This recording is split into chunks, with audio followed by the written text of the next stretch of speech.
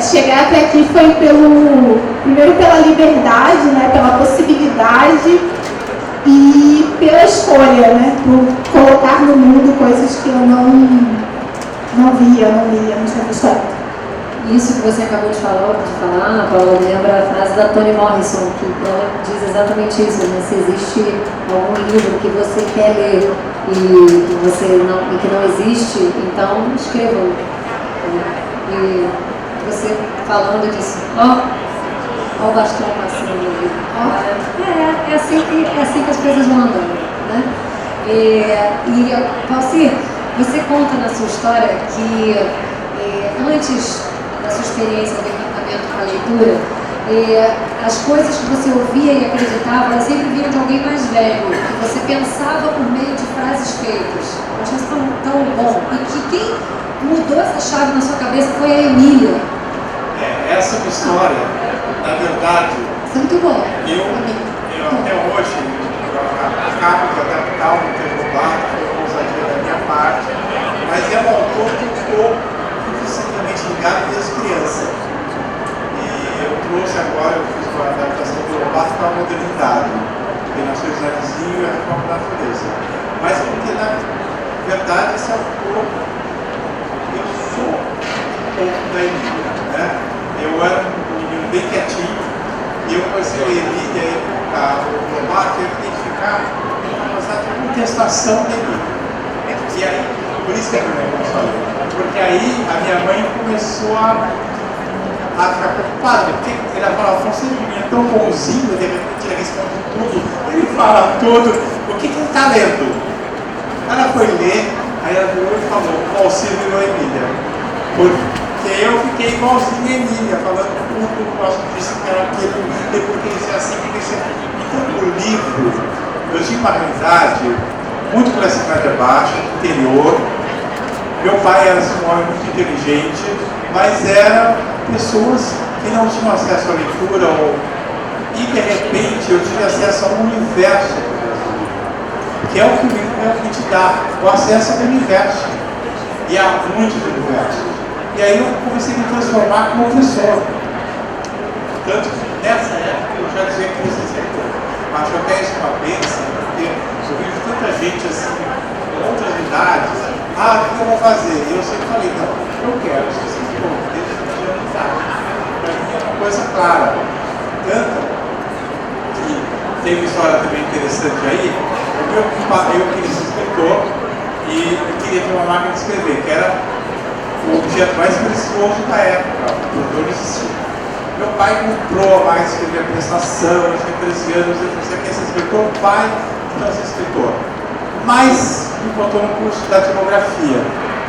Porque ele falou, se não der certo como escritor, você pode trabalhar no escritório. Aí como você sabe digitar, né, da tipografia, né? E aprendi a fazer capa física, tudo isso. Mas é uma aventura, eu nunca mais parei de ler. Tá muito quente. E ao contrário do que você disse, eu lia esses autores aos 13, 14 anos. E é outra leitura, né? Você lê o Jorge aos 13 anos, você é um garoto, você tem uma leitura. Aí quando você lê aos 30, a leitura já é outra. Mas eu não acho que tem idade para ler cada livro. A idade certa é o interesse de pegar aquele livro. E não pode ser. Quero pegar um gancho que a Ana Paula deu para fazer uma pergunta para você. A Ana Paula disse uma coisa muito interessante, que eu comecei a ter vontade de contar a história e vi que eu não tinha repertório. Então você tem o desejo de contar, mas te falta o que contar, né? Falta aquela argamassa que vai ser o alimento das histórias. E eu queria ouvir um pouco de você sobre isso, assim. Você cria muitas histórias, mas na verdade também a sua fonte de alimentação, uma vez você disse para mim assim, que existiam muito poucas histórias recombinadas. Isso, eu acredito nisso, né? Bem, vou falar algumas coisas assim. Primeiro, eu tive um processo diferente em relação a algumas coisas. Eu me achava um péssimo escritor. E eu quis aprender a escrever melhor. E aí, eu comecei a traduzir e adaptar os clássicos. É por isso que eu traduzo e adapto os clássicos. É por isso que eu falo, mas qual ser? Você já era por televisão, você já fazia novela, você tentou de adaptar os clássicos. Eu quis adaptar para entrar nas entranhas daqueles autores. Vitor Hugo, Cervantes. E aí eu vou deixar que eu vou traduzir, vou adaptar, vou entrar lá no fundo, vou tentar entender. Isso me deu um aprendizado e outro tipo de leitura que foi muito precioso para mim. Então, muitas histórias, não é histórias que eu queria ser dono de histórias que não eram minhas. Me apropriar dos Miseráveis, me apropriar do Don Quixote. Eu queria que eles entrassem na minha vida. Então, isso me aconteceu muito. Agora, na verdade, eu não passo pelos processos que ele lê uma história e não tem. Eu sempre tenho história para escrever. Eu sempre tenho uma ideia, eu sempre quero fazer uma coisa nova e nunca tenho tempo para fazer tudo que eu quero. Pode parecer absurdo, né? Porque fazer novela as pessoas falam assim, meu Deus, mas você escreve tanto já. E, no entanto, eu falo, mas eu quero terminar a novela para escrever um livro e depois um outro livro e já estou fazendo pesquisa com uma pessoa para fazer um livro que eu acho que vai ter um fôlego bem grande. E, na verdade, eu não paro de ter as ideias e terminar as coisas. Ana Paula, procurando as palavras que definem a sua biografia, fui em várias fontes, assim, blog, do Globo, fui catando, assim, fazer um melhor de 3, mas eu acabei botando várias aqui, porque elas se cruzam. E sempre, a Ana é a mais velha de 4 irmãos, filha de 2 pretos, moradora do Complexo na Zona Norte do Rio. Favelada e carioca de nascimento, atualmente divide a vida entre Rio e Luanda, onde dirige a produtora cultural Aláfia, escritora desde os 14 anos. Então, uma das suas frases, das suas crônicas é todo favelado é um correspondente de guerra. Então, digo isso porque você menciona, né, em todos os lugares onde tem a sua definição da sua história, você está dizendo a sua origem, né? Eu sou irmã do Complexo Maré, mulher favelada, filha de 2 casais pretos. E essa é o meu cerne. Né? A gente tem uma pesquisa que mostra um número enorme de exclusão. E eu queria que você ajudasse a gente, do seu ponto de vista, da sua vivência, a falar, inclusive, de como você acharia que esse estímulo à leitura pode ser feito, e como isso aconteceu, que você contou um pouco na sua história, mas ela dentro do recorte que você se autodefine, ele cruza muito com a pesquisa. Se a gente for pensar nos que não leem. Nos que não leem, exatamente. E que é um contexto que você tem muito próximo a você, porque você pertence a esse lugar onde você faz questão de sempre vincular a sua identidade ao seu lugar de fala. Então, eu queria te ouvir um pouco sobre isso. Nessa época, né, que eu comecei a ler, para mim, porque uma coisa eu acho também que é você começar, não necessariamente um leitor com 13, 14 anos que vai começar, ele vai permanecer como leitor, né, durante a vida, ou para se tornar escritor. Eu acho que o que me fez continuar leitora e me tornar escritora foi o contato com o que me representava, de alguma forma. Então, por exemplo, nessa época ali, início da adolescência, eu lembro o primeiro livro que eu chorei na vida foi A Hora da Estrela, e eu fiquei sem palavras, e fiquei me sentindo mal uns dias, e falei, eu lembro de pensar isso assim, como é que deixam alguém publicar um livro desse? E é um absurdo, esse livro é horrível, ele faz as pessoas sofrerem, isso devia ser proibido, você sofrer, né, por alguma coisa. Então, durante muito tempo, a escrita da Clarice e da Marina Colasanti, né, como contista também, porque eram contos que eu gostava muito de contar, na época da contação de história, me representavam muito, me davam muita força e muita liberdade. Depois eu lembro que eu ganhei um livro chamado Ovelhas Negras, do Caio Fernando Abreu, e também fiquei enlouquecida pensando, bom, mas esses são os textos, porque o livro chama-se Ovelhas Negras, porque ele fala que são os textos ruins dele. Então eu fiquei, esses são os textos ruins? Não é possível. Fiquei um tempo também, e hoje eu estou lendo até um livro do Caio, assim, voltei. Então, tinha muito da minha angústia adolescente e algo que eu precisava ouvir, né, e visualizar. Quando, por exemplo, eu li, isso já maior, há uns 20 anos, quando eu li o Poncia Vicêncio, da Conceição Evaristo, eu fiquei um tempo sem escrever, porque eu terminei de ler e pensei, tudo que alguém poderia dizer sobre o que é ou o que pode ser uma mulher negra, está nesse livro. Eu vou escrever mais o quê? Eu vou para onde? Eu vou fazer o quê da minha vida? Nada que eu vá escrever vai ser parecido com isso. Então, óbvio, né? Depois eu voltei a escrever, mas... E aí eu comecei, por exemplo, eu lembro aqui na Bienal, em 2017, na última Bienal, eu comprei todos os livros de Chimamanda, que estava na promoção. Comprava 5, ganhava não sei quanto de desconto. Então, eu estava já lendo, né? Eu ganhei de presente Americaná e comprei todos. Falei, eu preciso ler essa mulher, né? Eu tinha acabado de mudar. Hoje eu vivo em Angola, eu vivo em Luanda.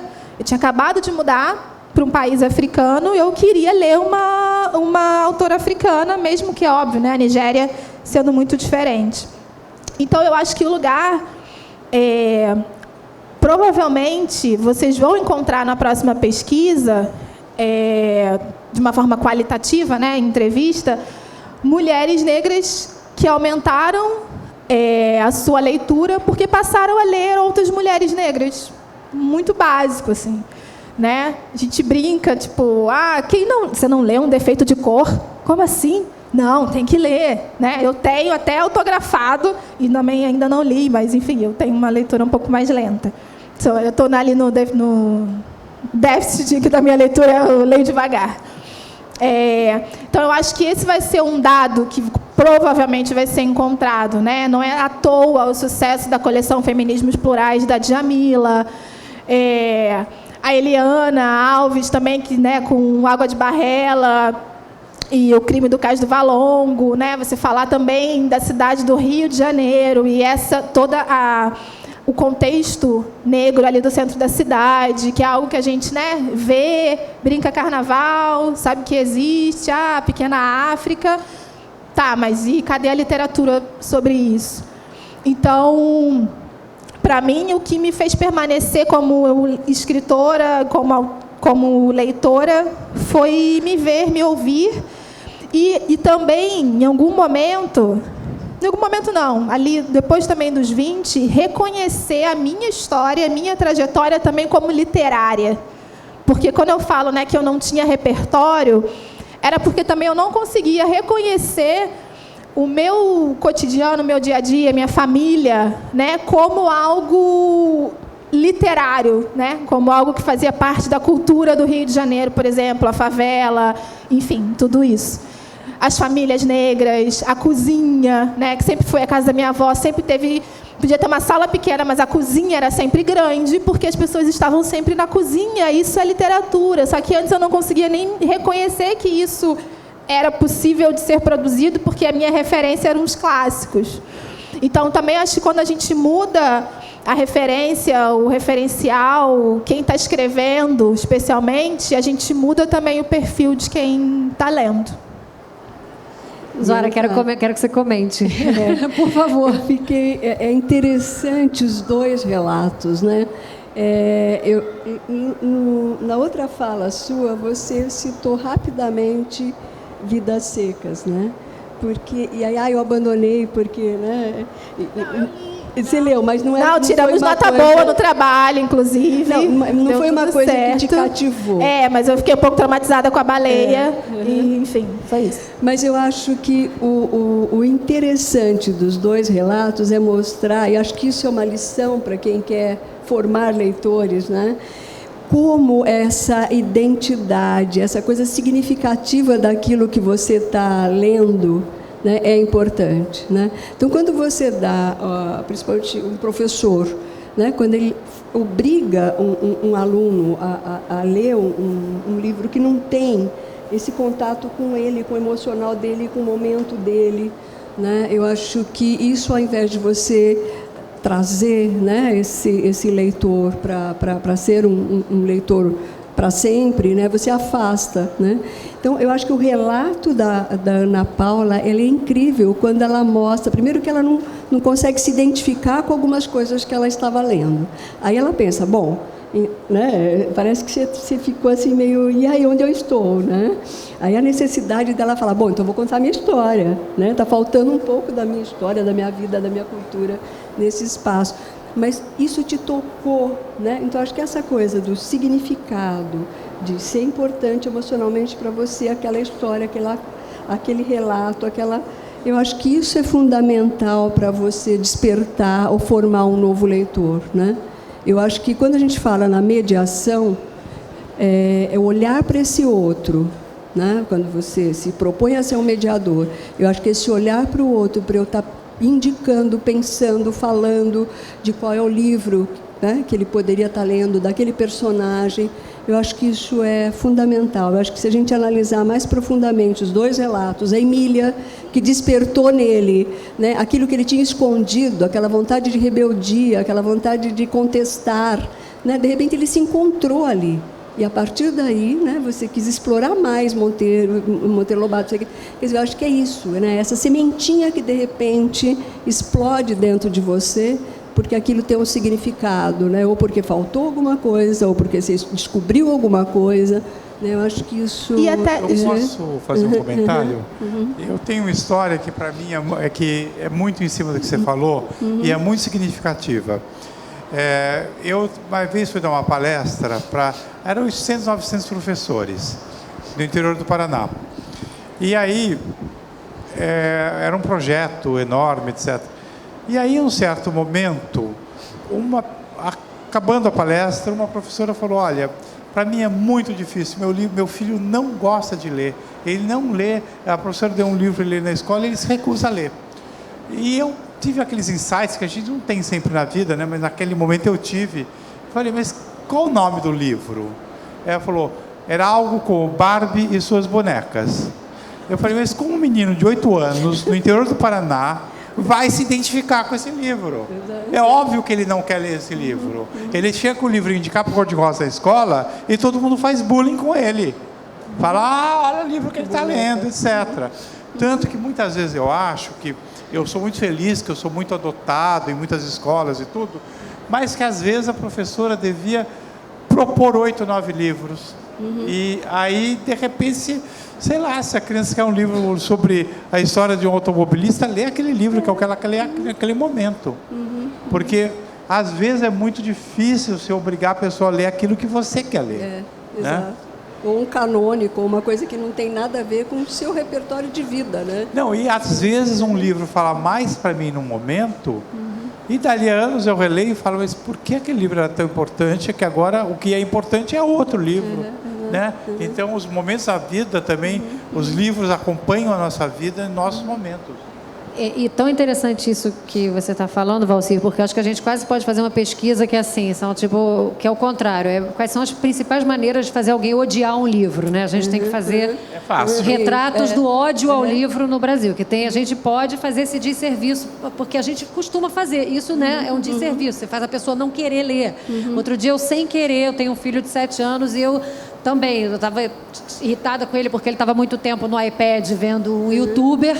E eu estava dizendo, meu Deus, eu estou sendo castigada, meu filho não sai do iPad vendo o youtuber e eu querendo transformar ele num país de leitores, e eu aqui, nos meus conflitos, né? Ao mesmo tempo não tem problema nenhum, ele vê o youtuber, eu estava brigando comigo mesmo e soltei. Você já está há muito tempo vendo esse youtuber, tinha que pegar um livro.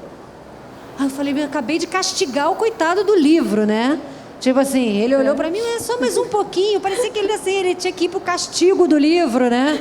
Quando ele adora ler, mas naquele momento ele estava amarradão naquilo que ele estava fazendo, que não era daquele jeito que eu ia conseguir levar ele para o livro naquela hora. Isto é um desserviço à literatura. Então eu acho que a gente também tem que ter esse cuidado, que às vezes tentando ajudar a gente está atrapalhando, né, o caminho. E tem muito a ver com isso que você falou, né, Valcir? E eu acho mesmo, né, que às vezes a pessoa quer ler um livro que você acha uma bobagem, mas ele podia ler uma coisa melhor. Não, é aquilo que ela quer ler. Deixa ela ler, até isso que você citou é muito importante, muita gente não tem compreensão do que lê. Eu particularmente vivo isso até de uma maneira interessante. Todo dia eu publico uma frase meio autoajuda no meu Instagram. Se é uma frase 1, 2, 3, pronto, tem 30, 40 mil curtidas. Se eu publico uma frase mais sofisticada, tem 8 mil curtidas. Cai, porque as pessoas não entendem, elas não conseguem ler. Então é muito melhor a pessoa se apropriar de um livro, que é aquilo que ela quer ler naquele momento, e deixar ela ler aquilo, e entender e passar a ter uma afinidade com o ler, do que qualquer outra coisa. Eu ia falar também que é lógico, né, que o tema do livro ele é muito importante, mas eu acho que a gente está numa discussão também que é muito importante, que é sobre o autor, sabe? Que é isso que eu estava falando um pouco assim, de como, e especialmente na era do Instagram, né, que às vezes você começa a seguir a pessoa e depois vai entender o que ela faz. E às vezes você começa só a seguir o autor, e aí a partir do autor você começa a pensar a literatura, né? E não a partir da literatura você começa a pensar outros autores. Acho que os caminhos estão próximos. E hoje, por acaso, vindo para cá, no carro, né? Estava no Facebook e apareceu lá aquelas lembranças, né? Todo ano. E foi muito engraçado, assim, muito engraçado não, porque, né? Exu tá aí, sabe de tudo. Que é exatamente hoje, há 1 ano atrás, eu fiz um post que era falando da minha indignação porque a Conceição Evaristo não foi aceita na BL, exatamente hoje.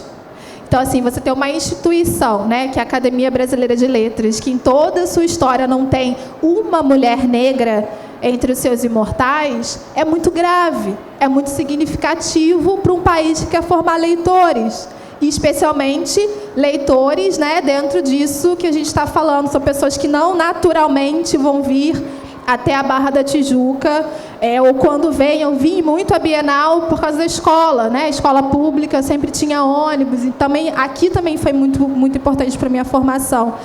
Mas quando você não se vê, né, nem numa prateleira e nem nesses lugares que são representativos da literatura e da cultura do Brasil, apesar de achar que quem perde, óbvio, é a ABL, não é a Conceição, ela não perde em nada, é um lugar de subjetividade, porque a subjetividade ela está dentro da literatura, ela está dentro das suas escolhas, né? De qual stand aqui você vai entrar, qual livro você vai escolher. Ainda mais hoje em dia, com o que você vai gastar o seu dinheiro. Está muito difícil de conseguir dinheiro. Então, você não vai comprar qualquer livro. Você vai escolher aquela pessoa com quem realmente você quer fazer esse investimento em você, mas também um gasto. Então, acho que é muito importante a gente pensar na literatura, nos livros, mas muito na autoria. Quem está sendo realmente publicado e quem está sendo reconhecido como autor ainda em 2019 no Brasil. Eu tenho uma má notícia para você. Hoje em dia, você vai numa editora e eles só querem publicar autor que já vendeu bem ou que vendeu bastante. Eu tenho uma amiga minha que escreveu um livro belíssimo, eu estou com o livro dela lá, eu já li e não consegue publicar. Não consegue. É o mercado?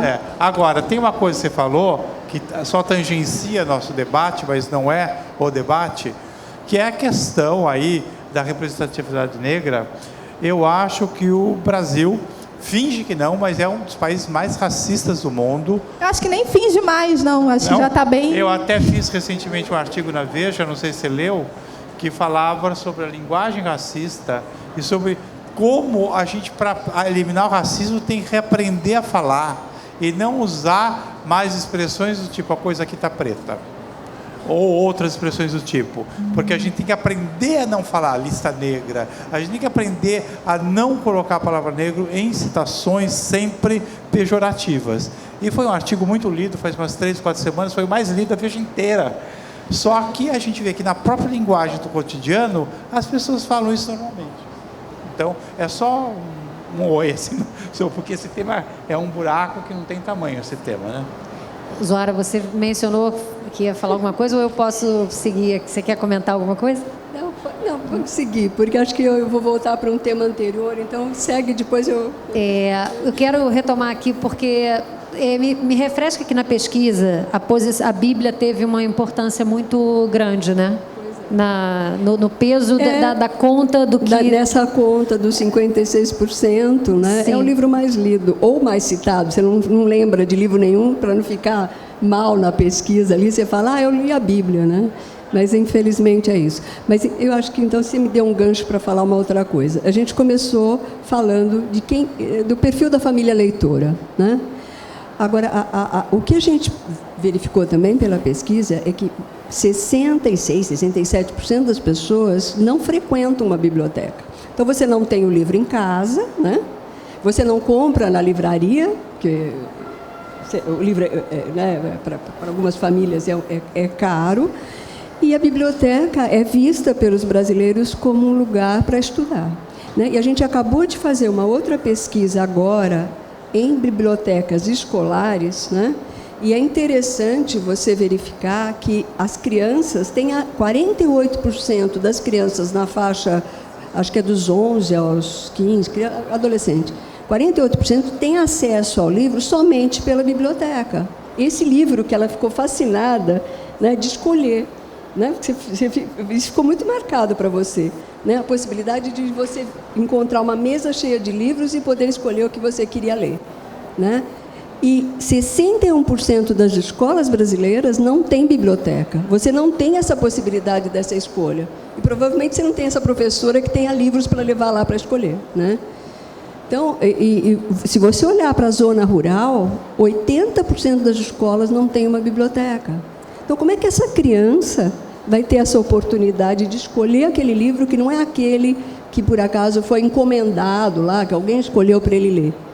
Quando tem isso, porque às vezes não tem também, né? Então, eu acho, assim, a gente está falando como é que a gente vai conseguir formar leitores. Então, a gente passou muito pela coisa, né? Do hábito, do gosto, como desenvolver o hábito, como desenvolver o gosto, mas a gente tem uma questão tão importante quanto não compreender a ler, que é o acesso ao livro, né? Então, que é muito grave nesse país. Uhum. Sim, e a gente já faz uma ponte, quer dizer, a gente tem essa questão somada ao acesso ao universo digital, que a gente também não precisa ver como antagonista, mas também como pode ser uma enorme plataforma de leitura. A gente está aqui falando quantos... Eu uso muito o Instagram, tem muitas pessoas que não têm nem livro publicado e que são excelentes autores de pequenos contos. Isso é uma coisa para aquele tipo de leitura que é mais fugaz, e são um espaço para poesia. Quer dizer, eu acho também que a sociedade, se existe a demanda, a sociedade também vai se virando e encontrando os caminhos de fazer esse encontro de narrativas, de outras narrativas, poder criar... dar a sua vazão. Então, eu queria... Olha, sobre o que você está falando, eu passei uns 2, 3 anos fazendo pequenos contos ou pequenas poesias no Instagram, com a condição que cada conto fosse no máximo 5 linhas, e com começo, meio e fim a história. E eu fiz isso e publiquei agora, faz uns 2 meses, um livro que chama Sobre a Capacidade de Amar e Outros Assuntos Poéticos, que são só esses contos no Instagram. E, quer dizer, eu fiz o caminho inverso. É que eu quis fazer a experiência de lançar no Instagram. E aí, para minha alegria, o livro chegou a estar na lista dos mais vendidos. Então, foi um livro que aconteceu, foi legal. Claro que hoje é tudo muito rápido. Mas eu fiz uma literatura a partir do Instagram, porque eu queria realmente contar uma história inteira em 4 linhas. E assim por diante, né? E foi muito legal. Mas quanto ao que você estava falando, Zoara, eu acho que tem uma questão que é muito forte e também que você falou, que tem que associar o livro ao prazer.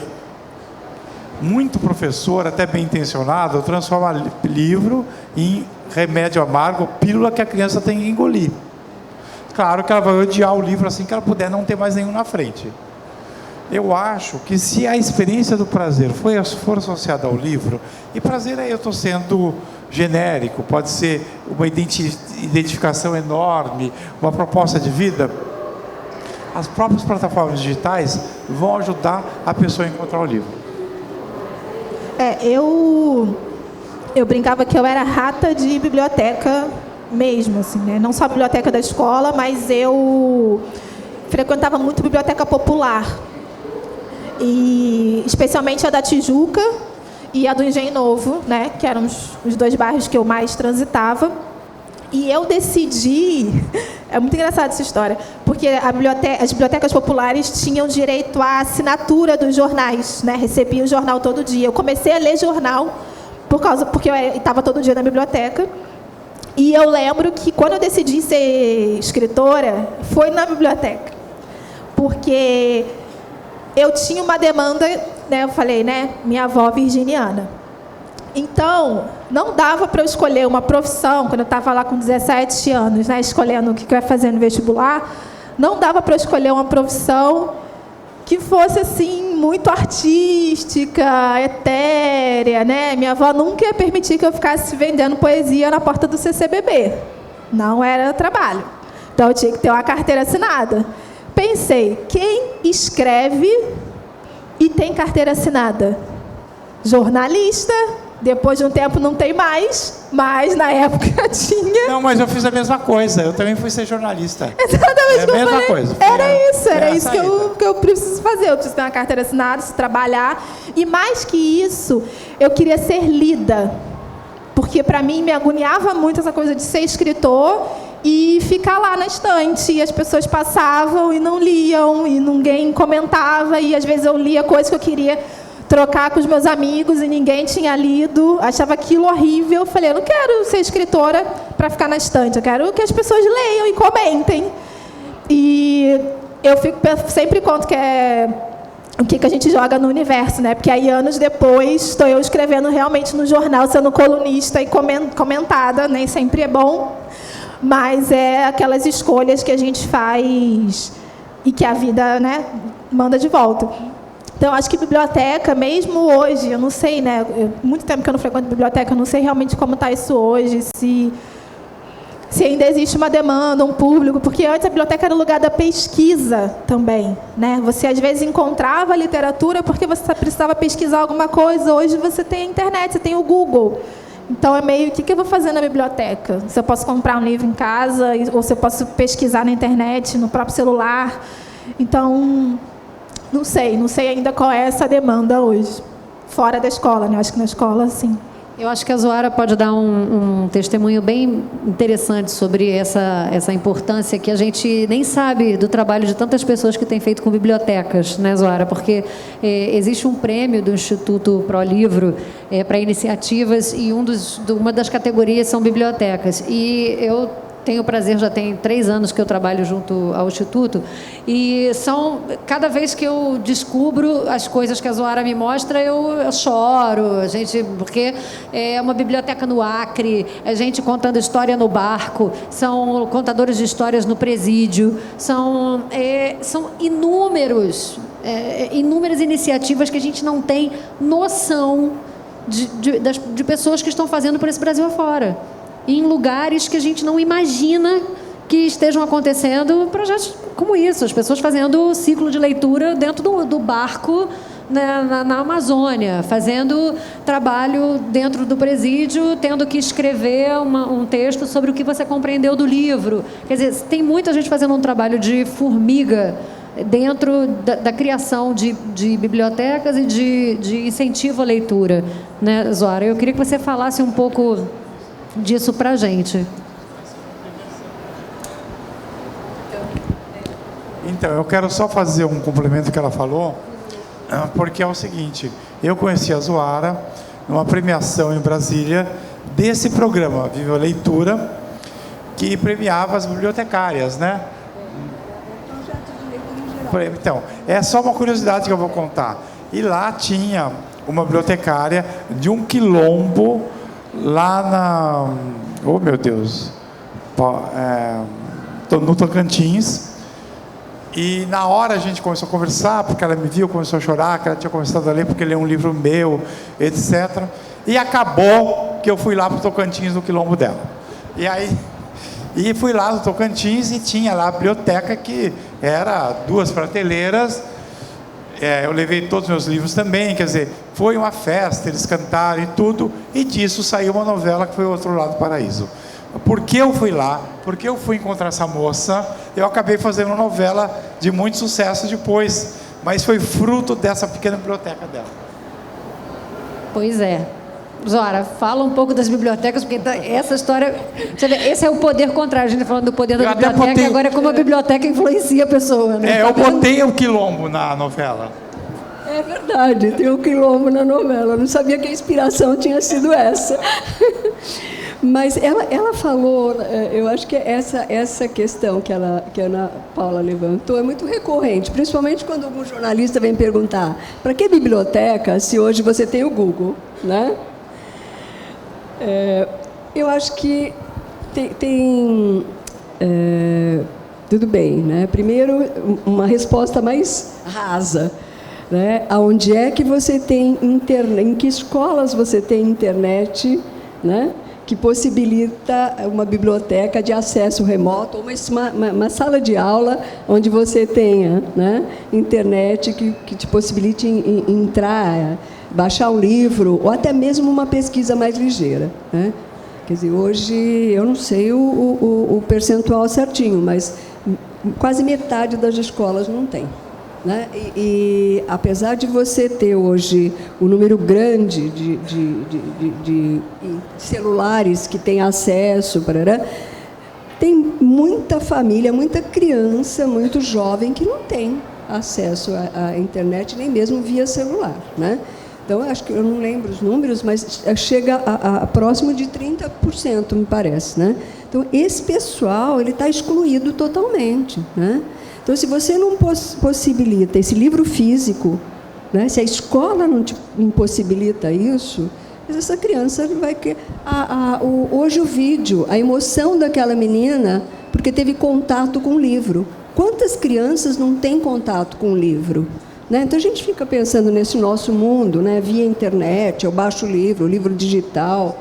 Né? Mas tem muita gente excluída disso. Né? Então, o Brasil é muito maior do que isso. Né? A gente não tem um território 5G e não adianta você dar a internet achando que com isso você vai ficar sendo refém do que aparece para você sendo oferecido no YouTube do lado direito da tela. Você não é sujeito da busca. Né? Então... E ela falou rapidamente, pesquisa. Né? Você tem que formar esse pesquisador crítico. Porque uma coisa é você entrar no Google e aceitar toda a informação, fake news, tudo que você acha. Outra coisa é você formar um analista, um pesquisador crítico, né, para ele ter condições de verificar se aquilo é verdade para ele. Não precisa ser para todo mundo, mas, né, se ele consegue fazer uma crítica daquilo que ele absorve via internet, né? Mas acho que é isso. Queria retomar a coisa da Bíblia, que eu acho super importante, por, enfim, N razões, por ela ter aparecido no topo dos livros lidos, né? E aí a gente, quando vai considerar, nossa... Primeiro Bíblia e segundo livros religiosos. Depois vem as autoajudas. Elas mudaram de ordem, né? E aí eu resgato o texto que o Valcir escreveu, que ele disse uma coisa muito interessante. Ele falou, minha mãe era presbiteriana, meu pai de família católica, não frequentava a igreja, mas até a Bíblia eu aprendi a desvendar como um romance. Então, eu queria resgatar isso aqui um pouco, porque muitas vezes a gente diz isso.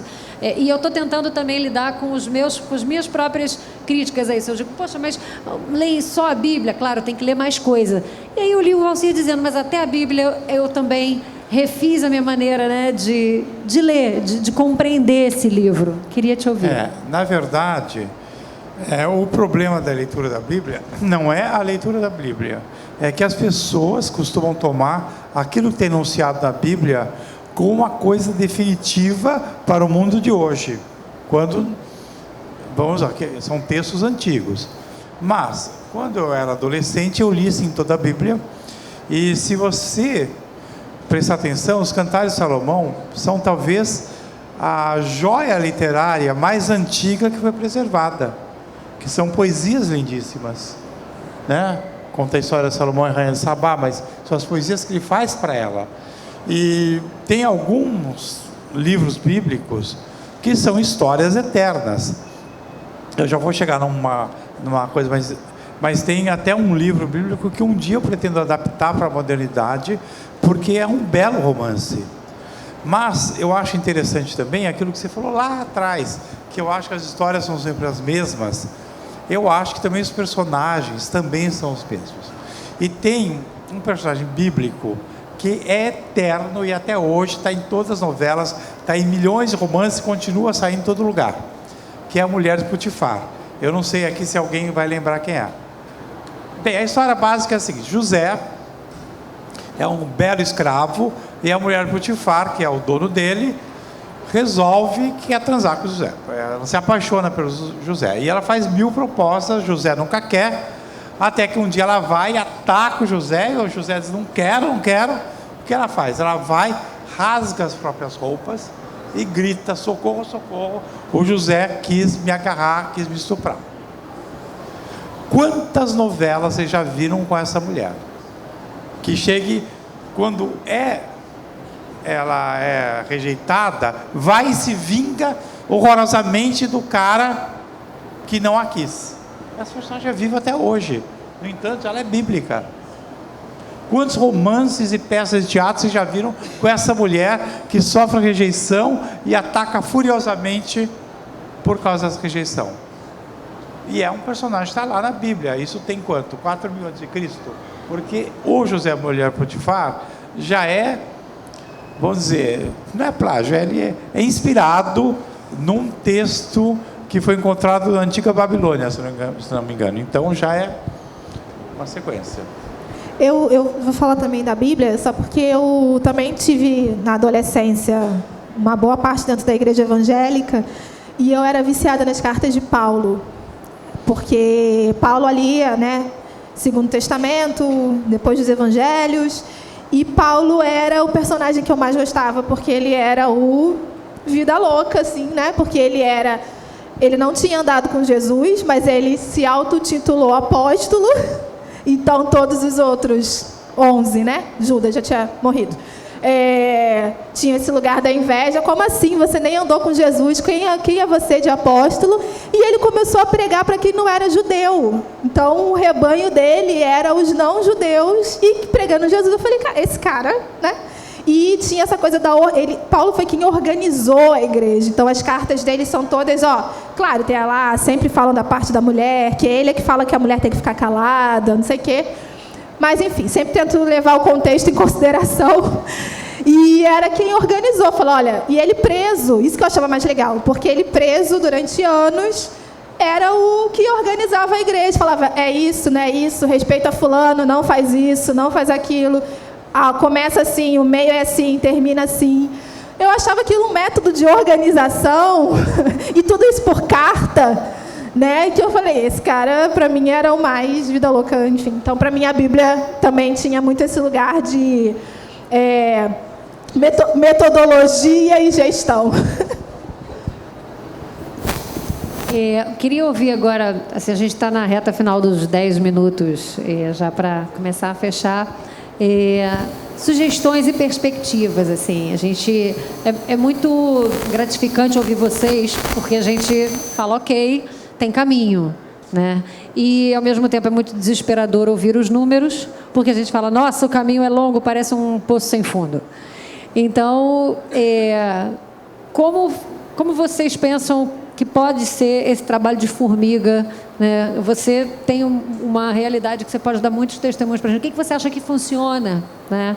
Ali num contexto que você conhece muito como o da Maré, por exemplo? O que você acha que provoca esse tipo de contato que tem encantamento, né? Que a gente pode fisgar as pessoas nesse mundo de hoje, que inclusive, sim, vai estar louco para ter um celular, sim, né? E é com esse mundo que a gente conversa, é também o celular, né? Não é o livro ou o celular, é o livro e o celular. Quando se pode ter dinheiro para comer, ter livro e celular, né? Então, eu queria ouvir isso de vocês, de Valcir, né? Que sonhou em ter uma estante e hoje doa livros e tem mais livro do que estante. Como não ser uma exceção nesse país, né? Tão excludente.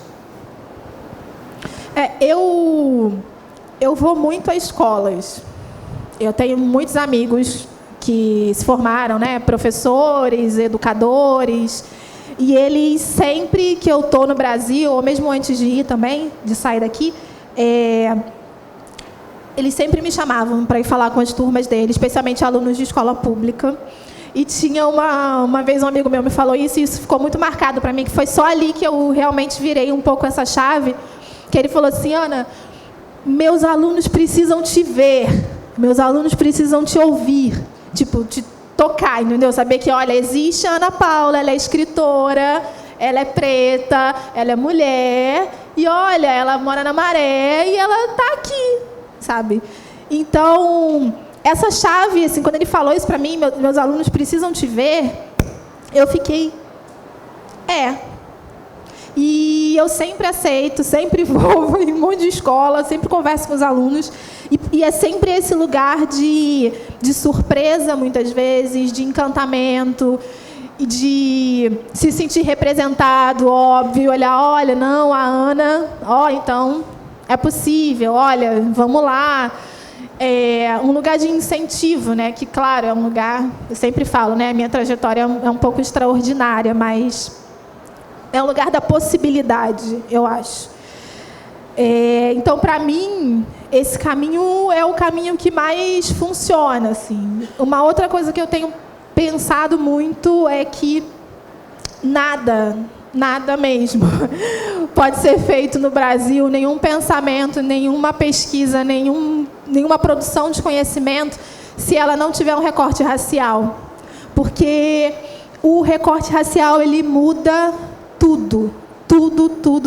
Assim, qualquer coisa, inclusive a astrologia, com o recorte racial, muda tudo. E, por exemplo, né, eu fiquei aqui pensando, vocês estavam falando de biblioteca, eu fiquei pensando em livraria. Porque como é que uma pessoa negra vai se sentir habilitada ou convidada, às vezes, a entrar numa livraria, se ela tem um segurança que fica seguindo ela o tempo inteiro? Se ela se sente o tempo inteiro coagida, se ela tem que ficar fazendo movimento. Eu lembro de ficar fazendo leves movimentos ou movimentos muito leves para saberem sempre onde estão as minhas mãos. De você não poder entrar com um monte de bolsa, né? Às vezes você está cheio de bolsa, está passando, vou ver aqui não sei o quê. Você não pode, porque você tem sempre que lembrar, né, que alguém pode pensar que você está entrando numa livraria para roubar um livro quando você está indo comprar. Então, coisas às vezes que parecem muito banais e muito simples, como ter funcionários que saibam, né, não ser racistas dentro de uma livraria, ou até mesmo dentro da própria Bienal. Eu lembro, em 2017, eu estava aqui e estava com um crachá de autora. E estava com os amigos, né, depois da mesa que eu mediei, e aí veio uma mulher num stand e falou para mim assim, esse livro aqui é quanto? Aí é aquela hora que você falou do xixi, né, da hora que você volta para a realidade, porque às vezes você está, né, com um crachá de autor, passeando na Bienal, tipo, olha que linda, mas alguém vem e fala, quanto que é esse livro? Como se você estivesse trabalhando. Aí eu virei para ela e falei assim, não trabalho aqui. Então, às vezes, essas coisas muito pequenas, né, às vezes coisas muito banais, ou coisas que parecem que não influenciam a leitura, o prazer, a compra, elas influenciam muito, muito, muito. Então, acho que, para mim, para você pensar qualquer coisa no Brasil hoje, você tem que pensar o recorte racial. Qualquer produção, qualquer pensamento, qualquer pesquisa, qualquer escrita, qualquer novela, tudo. E acho que se a gente conseguir pensar isso e trabalhar a partir disso, é perspectiva de sucesso. Acho que é isso. Bem, eu acho que a gente precisa pensar em políticas públicas. Eu falo isso sem nenhuma esperança, tá, gente? Eu não acho que, nesse momento, essa é a preocupação central do governo que a gente tem. Mas, toda vez que foi feita algum tipo de política pública, de distribuição de livros dados à escola, os livros chegando lá, eles formaram leitores. Livro também tem um custo, né? E aí, a pessoa que não tem meios, não tem dinheiro, por exemplo, esse quilombo que eu fui lá no Tocantins, falando internet, que internet? Não tinha nem ponte. Depois eu participei de um movimento para fazer uma ponte para chegar lá, porque para entrar dentro do quilombo, a gente tinha que entrar de carro no rio. E quando era a época da cheia, o carro não passava e não tinha aula. Então aí, até com o pessoal, Aí eu usei meus acessos, isso virou notícia e a gente conseguiu fazer uma ponte. Mas até então não tinha ponte. Quer dizer, então vai pensar a internet como? Agora, quando tem uma política pública que leva o livro ao professor, leva o livro ao aluno, só que isso custa dinheiro. Isso custa investimento por parte dos que nos governam. Nesse momento, eu estou participando de um programa do PNLD, que eu achei legal, porque eles fizeram uma lista de livros, os meus estão lá, alguns deles, e os professores que vão escolher que livro eles querem. O professor tem direito a 1 ou 2 livros, não sei, mas ele vai escolher que livro ele quer para os seus alunos. Eu participei disso ano passado, e eu fui bem escolhido, e fiquei muito feliz, que eu falei, bem, o professor está escolhendo porque ele quer esse livro. E agora, estão fazendo de novo, mas isso tinha que ser feito loucamente, amplamente, de uma maneira absurda. E é uma coisa que não acontece. E como não acontece, a gente fica falando, bem, é trabalho de formiguinha. É de formiguinha porque deixam que seja de formiguinha. Se botar dinheiro nisso, se eu comprar o livro, se distribuir o livro, se formar... essa palestra eu dei para professores, eu não sei se você pegou, Zoara, era lá no Paraná, um local que eles tinham aproveitado, Faxinal do Céu. Era um local que os governos paranenses tinham feito, que era de reciclagem para professor, ia 1.000 professores de cada vez. Abrigava os autores, abrigava os professores, e era um programa atrás do outro. De repente parou. O negócio que é tão bem, que os professores iam lá se reciclar, tinham contato com os autores, a gente mostrava os livros, a gente discutia os livros, parou completamente. Esse programa, em vez de parar, tinha que ser quadruplicado. Então, eu acredito muito que tem que haver uma ação, e uma ação do governo. Não é à toa que países como a Coreia do Sul, como a Finlândia, investem fortemente em educação. Não é à toa. É para chegar onde eles estão. Eu concordo com tudo que o Valcir falou, né? Eu acho que se a gente não tiver políticas públicas que garantam o livro na escola, né? O plano... Agora reeditaram esse novo programa, que eu nem sei se vai ter continuidade, mas esse programa que levava livro para as escolas, distribuía livros para a biblioteca, foi interrompido em 2016, né? Então... Agora reeditaram um que a gente também não sabe se vai ter continuidade. Eu acho que eu estou muito pessimista, na verdade, com o quadro, né? Eu não sei como é que a gente vai caminhar, não. A gente falou dos projetos, da formiguinha. Quer dizer, a sociedade civil está aí fazendo o que pode. Mas se você não tiver esse amparo de políticas públicas... Porque, gente, o Brasil ele tem uma diversidade imensa. Não dá para a gente confiar somente nas formiguinhas. A gente tem que ter políticas públicas que olhem para as escolas, que formem o professor no Faxinal do Céu e no Brasil inteiro, né? Você tem que formar esse professor leitor, porque ele não é leitor. Se ele não é leitor, como é que ele vai desenvolver essa atividade gostosa, prazerosa com esse aluno? Que repertório de leitura ele tem para olhar para esse aluno e indicar esse livro que vai pegar ele pela emoção, né? Então, a política pública é livro na escola, possibilitar o acesso, a formação do professor, levar livro para essa família, por que não? Né? Se a mãe é a principal influenciadora, como é que ela vai influenciar, levar esse livro para o filho? Porque você desperta esse gosto na criança. Né? Você teve a possibilidade de emprestar o Monteiro Lobato, né? Mas a criança precisa manusear, ela precisa ter esse contato com o livro, não é só na escola. A família não tem esse livro, né? Então, se a política pública não der conta disso, nós vamos continuar. Eu acho que a próxima... Eu estou muito pessimista em relação a essa próxima edição. Eu acho que a gente vai diminuir o número de leitores. E eu não sei o que vai acontecer com a outra, né? Que a gente faz a cada 4 anos. Né? Eu acho muito triste, né? Porque eu não vejo investimentos nessa formação, em mudar esse panorama no Brasil. Uhum. Então, eu vou encerrar e vou dar então minha opinião encerrar dando também, falando o que eu sinto em relação a isso, para a gente não ficar tão descrente, apesar de estarmos todos com esse sentimento, né?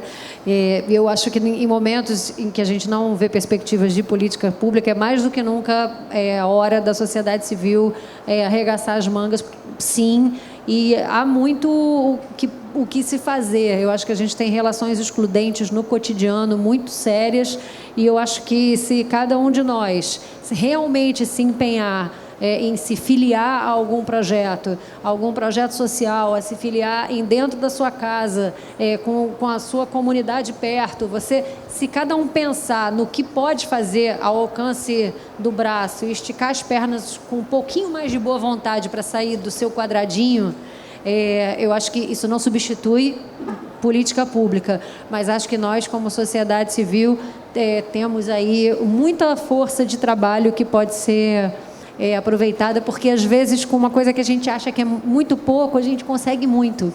A gente às vezes consegue influenciar uma criança que está perto da gente, a gente consegue produzir esse tipo de encantamento, e se cada um de nós conseguir cuidar realmente com atenção e afeto de meia dúzia próximos, a gente já está fazendo um trabalhão. Acho que a gente tem que ser mais sério nisso para compensar ou tentar contrabalançar a falta de perspectiva de políticas públicas, porque senão a gente só vai se queixar pelos próximos anos. Tomara, e Bianca. não queremos isso. Então, muito obrigada por estarem aqui. Deixa eu falar uma coisa. Muitíssimo obrigada. Não, deixa eu falar só uma coisinha do que ela falou. Existe uma coisa que muitas pessoas fazem, eu faço, e já que vocês estão aqui, vocês podiam fazer também. É o seguinte, ler um livro, alguns livros a gente quer ficar mesmo a vida toda. Outros, sabe o que eu faço? Eu esqueço em algum lugar, para alguém achar, levar e ler. E acho que isso é legal e bacana de fazer, porque é um jeito de passar o livro adiante. Só uma ideia. Muitíssimo obrigada por estarem aqui com a gente. Até!